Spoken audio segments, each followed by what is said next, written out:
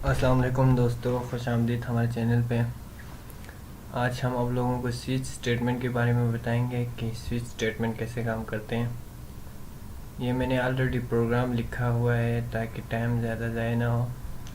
तो मैंने इधर एक प्रोग्राम लिखा है, उसमें सबसे पहले मैंने एक इंटीजर डिक्लेयर किया है, ठीक है। फिर मैंने यूज़र को कहा है कि यार वैल्यू इंटर करो। फिर जब यहाँ से यूज़र वैल्यू इंटर करेगा 1, तो देखें स्विच स्टेटमेंट का ये बॉडी है। तो ये बॉडी कैसे काम करते हैं, सबसे पहले ये 1 इधर आ जाएगा, स्विच 1, ठीक है।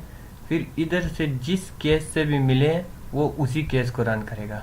अगर केस 1 से मिले तो ये वाला पोर्शन रन होगा और बाकी सारे स्किप हो जाएंगे। ये सारे रन नहीं होता, बस वो फिर इस ब्रैकेट से बाहर आ जाते हैं। अगर यूज़र ने 2 वैल्यू इंटर किया तो फिर ये इस बॉडी में चला जाता है केस 2 में, और इसके बाद ब्रेक होके अब ये यहाँ बॉडी से बाहर निकल आते हैं। तो स्विच स्टेटमेंट बहुत ज़्यादा ज़रूरी है। इसमें अभी आप लोगों को मैं प्रोग्राम रन करके दिखाता हूँ।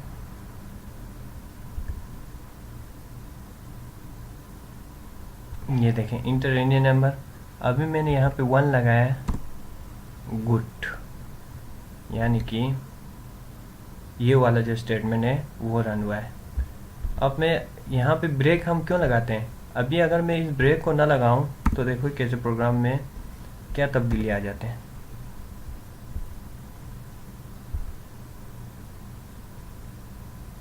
मैंने इंटर रेन्यू 1 दबाया, गुड बेट 7 आया है। तो ये ब्रेक इसलिए ज़रूरी है। इधर मैंने ब्रेक नहीं लगाया तो क्या हुआ है कि ये वाला पोर्शन भी रन हुआ है, उसके बाद ये नीचे गया है।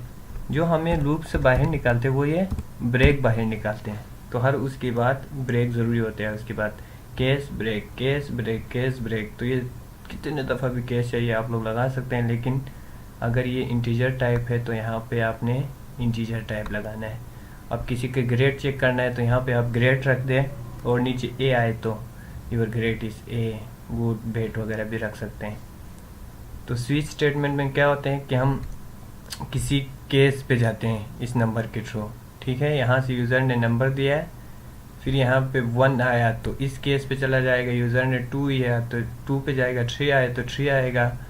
अगर यूज़र ने 4 इंटर किया तो एक डिफ़ॉल्ट हमेशा होते हैं कि अगर वो कोई इनवैलिड नंबर इंटर करे तो इन सब से तो मैच नहीं हुआ तो वो डिफ़ॉल्ट पे चले जाते हैं, ठीक है।